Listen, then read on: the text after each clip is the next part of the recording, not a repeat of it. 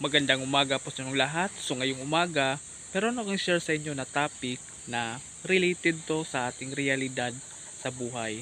Pero bago ang lahat, huwag niyo pong kalimutan mag-subscribe sa aking YouTube channel at i-click ko na rin yung notification bell para mas maging updated kayo sa mga susunod na videos ko na i-vlog.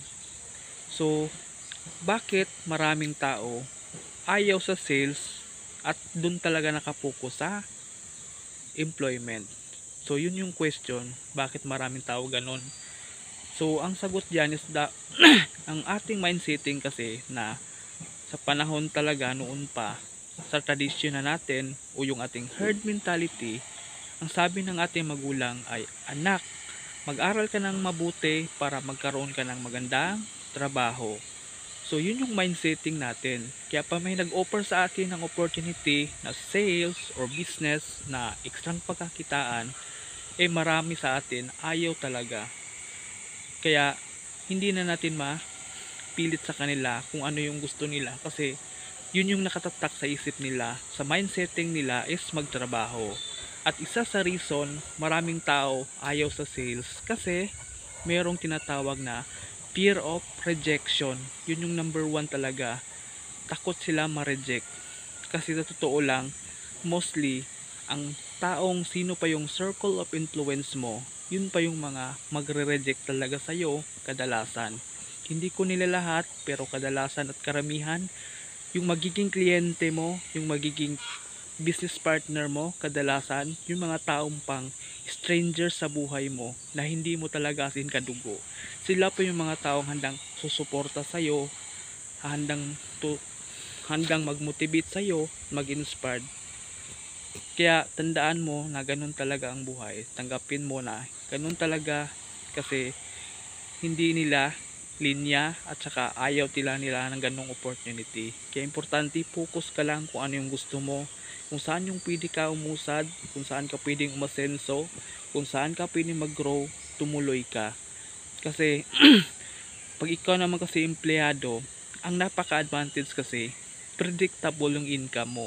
Papasok ka lang, kinsenas katapusan, sure may sweldo ka. Napoprovide mo yung mga needs, mga wants mo sa family mo, nabibili mo yung kung ano yung gusto mo. Yun yung advantage sa employment. Unlike sa sales, maraming tao kaya ayaw sa sales kasi hindi sure yung income. Kung hindi ka masipag, tamad ka, wala ka talagang kita. So, ibig sabihin, nakadepende yung income mo sa kung gaano ka kasipag. So, yun yung isa sa reason maraming tao ayaw sa sales.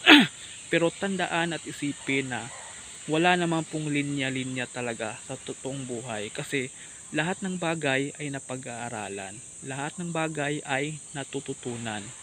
Everything can be learned if you are open-minded. Kasi napaka-importante, kung meron kang trabaho, nakakatulong yon para madagdagan yung knowledge mo at magkakaroon ka ng tamang skills pagdating panahon kung ano man yung opportunity or trabaho na is description mo ngayon. Nakakatulong yon kasi dun lalawak yung kaisipan mo at kaalaman mo para pwede mo siyang i-apply pagdating ng panahon, pag ikaw ay magsawa na sa trabaho at meron ka ng idea paano gagawin, kung ano yung mga pasikot-sikot, edi mas madali mo na lang siyang i-apply pagdating ng panahon. Kasi ang importante, meron kang tamang idea, hindi lang puhunan, kundi meron kang idea. Kasi ang puhunan, kahit meron ka pa, kung wala kang idea at hindi mo alam paano ipatakbo yung business mo in a long run, na hindi ka pa naman kikita agad pag nagsisimula ka, baka magki-quit ka na agad. Kaya tandaan na advantage pa rin yung meron kang trabaho, kasi sa panahon ngayon, kung ikaw ay nag-aaral at nakatapos ka, huwag mong isipin na stop na yung learnings mo.